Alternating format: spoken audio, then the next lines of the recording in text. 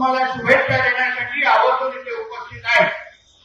देशाचे आदरणीय पंतप्रधान मोदी साहेबांच्या मार्गदर्शनाखाली या देशाच्या कानाकोपऱ्यात आपण अशा पद्धतीच्या तिरंगा यात्रा नागरिक म्हणून, देशभक्त नागरिक म्हणून आपण सगळीकडे निघालेला आपण सगळ्यांनी बघितलेला आहे।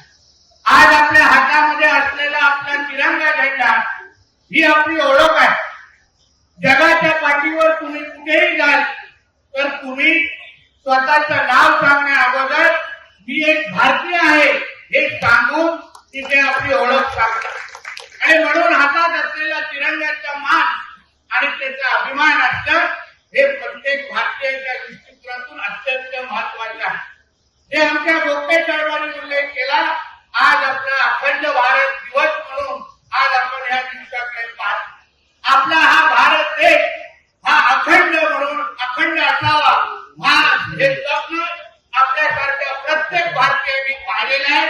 आणि मला ठाम विश्वास आहे की परत आपल्या ह्या अखंड भारताचं जे स्वप्न आहे ते पूर्ण करण्याची क्षमता आणि धमक ही फक्त ना फक्त आदरणीय नरेंद्र मोदी साहेबांमध्येच आहे हे मी आवर्जून या निमित्ताने उल्लेख करेन।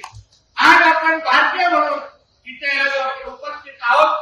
हातात असलेला झेंडा आणि आपण जेव्हा भारत माता की जय म्हणतो आणि आपण वंदे मातरम म्हणतो तेव्हा आपल्या मनामध्ये एक आपल्या देशाबद्दल असलेला अभिमान निश्चित पद्धतीने पेटताना आपल्याला दिसतो। आणि म्हणून आजच्या दिवशी जसं आपण एकत्र आलेलो आहे तसं वर्षाचे 365 दिवस जेव्हा जेव्हा आपल्याला ह्या तिरंग्याबद्दल आपल्याला अभिमान म्हणून आपल्याला भारतीय म्हणून पुढे येण्याची संधी भेटेल तेव्हा आपल्या पुढे असलेलं पद किंवा डिग्रीचा विचार न करता मी काही असलो कुठेही असलो त्याच्या अगोदर मी एक भारतीय आहे हे म्हणून आपण उभं राहण्याची आणि आपल्या देशाला सुरक्षित ठेवण्याची जबाबदारी जी आपल्या सगळ्यांची असेल हे आवर्जून या निमित्ताने मी सांगेन। आज असंख्य वेळी आपण कानावर येतो की आपल्या राष्ट्रगीत असो किंवा वंदे मातरम म्हणण्याच्या दृष्टिकोनातून काही लोक 2 वेळा विचारतात। आम्ही म्हणणार नाही हे सांगण्याची पण काय भूमिका घेऊ।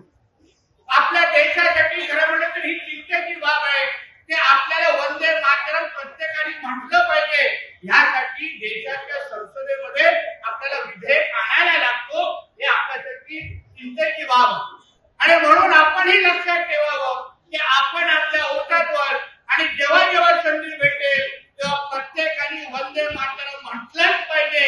आणि जो पण वंदे मातरमचा अपमान करेल त्याला भारतीय म्हणून सोडता कामा नये ही भूमिका आपण प्रत्येकाची असलं पाहिजे हे आवर्जून या निमित्ताने मी सांगेन। परत एकदा अतिशय उत्तम नियोजन आज असंख्य वेळी आपण कानावर येतो की आपलं राष्ट्रगीत असो किंवा वंदे मातरम म्हणण्याच्या दृष्टिकोनातून काही लोक 2 वेळा विचारतात। आम्ही म्हणणार नाही हे सांगण्याची पण काही भूमिका ठेवतो। आपल्या देशासाठी खरं म्हणलं तर ही चिंतेची बाब आहे की आपल्याला वंदे मातरम प्रत्येकाने म्हटलं पाहिजे। यासाठी देशाच्या संसदेमध्ये आपल्याला विधेयक आणायला लागतो हे आपल्यासाठी चिंतेची बाब आहे। आणि म्हणून आपणही लक्षात ठेवावं की आपण आपल्या ओठांवर आणि जेव्हा जेव्हा संधी भेटेल तेव्हा प्रत्येकाने वंदे मातरम म्हटलंच पाहिजे। आणि जो पण वंदे मातरमचा अपमान करेल त्याला भारतीय म्हणून सोडता कामा नये ही भूमिका आपण प्रत्येकाने असलं पाहिजे हे आवर्जून या निमित्ताने मी सांगेन।